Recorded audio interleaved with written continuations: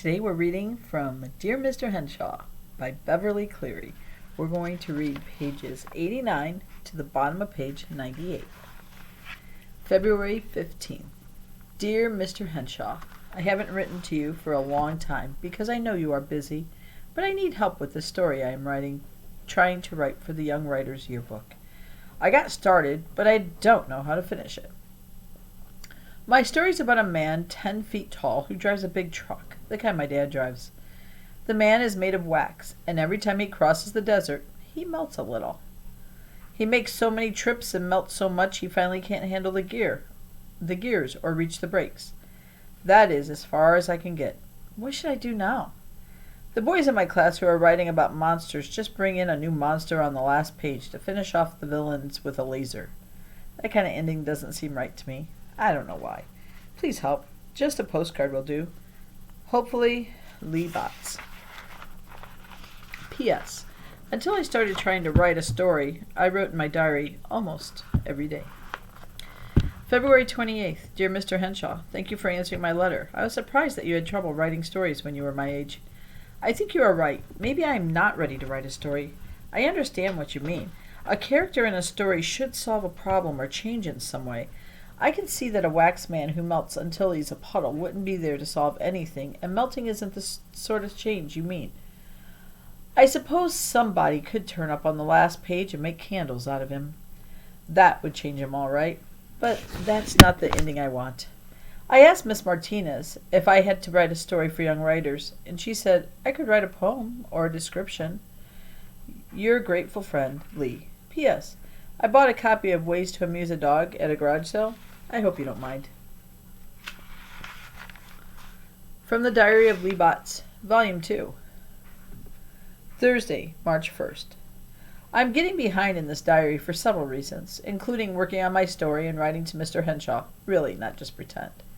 I also had to buy a new notebook because I had filled up the first one. The same day, I bought a beat-up black lunchbox in the thrift shop down the street and started carrying my lunch in it. The kids were surprised, but nobody made fun of me because a black lunchbox isn't the same as one of those square boxes covered with cartoon characters that first and second graders carry. A couple of boys asked if it was my dad's. I just grinned and said, "Where do you think I got it?" The next day, my little slices of salami rolled around cream cheese were gone, but I expected that. But I'll get that thief yet. I'll make him really sorry he ate all the best things out of my lunch. Next, I went to the library for books on batteries. I took out a couple of easy books on electricity, really easy, because I have never given much thought to batteries. About all I know is that when you want to use a flashlight, the battery's usually dead. I finally gave up on my story about the 10-foot wax man, which was really pretty dumb. I thought I would write a poem about butterflies for young writers because a poem can be short, but it's hard to think about butterflies and burglar alarms at the same time. So I studied electricity books instead. The books didn't have directions for an alarm in a lunchbox, but I learned enough about batteries and switches and insulated wires, so I think I can figure it out myself. Friday, March 2nd. Back to the poem tonight. The only rhyme I can think of for butterfly is flutterby. I can think of rhymes like trees and breeze, which are pretty boring, and then I think of wheeze and sneeze. A poem about butterflies wheezing and sneezing seems silly. And anyway, a couple of girls are already writing poems about monarch butterflies that flutter by. Sometimes I start a letter to Dad, thanking him for the $20, but I can't finish that either. I don't know why. Saturday, March 3rd. Today I took my lunchbox and Dad's $20 to the hardware store and looked around. I found an ordinary light switch, a little battery, and a cheap doorbell. While I was looking around for the right kind of insulated wire, a man who had been watching me — boys my age always get watched when they go into stores — asked if he could help me. He was a nice old gentleman who said, "What are you planning on making, son?" Son? He called me son, and my dad calls me kid. I didn't want to tell the man, but when he looked at the things I was holding, he grinned and said, "Having trouble with your lunch, aren't you?" I nodded and said, "I'm trying to make a burglar alarm." He said, "That's what I guessed.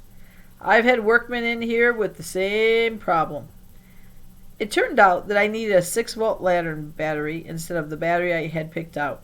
He gave me a couple of tips, and after I paid for the things, a little slap on the back and said, "Good luck, son." I tore home with all the things I bought. First I made a sign for my door that said, "Keep out, Mom. That means you." Then I went to work fastening one wire from the battery to the switch and from the other side of the switch to the doorbell. Then I fastened a second wire from the battery to the doorbell. It took me a while to get it right. Then I taped the battery in one center of the lunchbox and the doorbell in another. I stood the switch up at the back of the box and taped that one in place, too.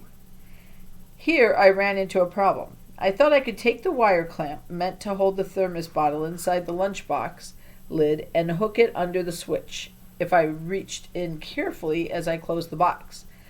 The clamp wasn't quite long enough. After some thinking and experimenting, I twisted a wire loop onto it. Then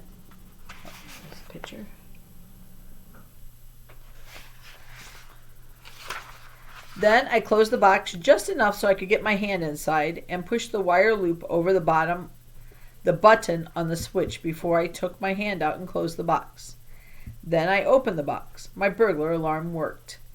The bell inside the box went off with a terrible racket that brought Mom to my door.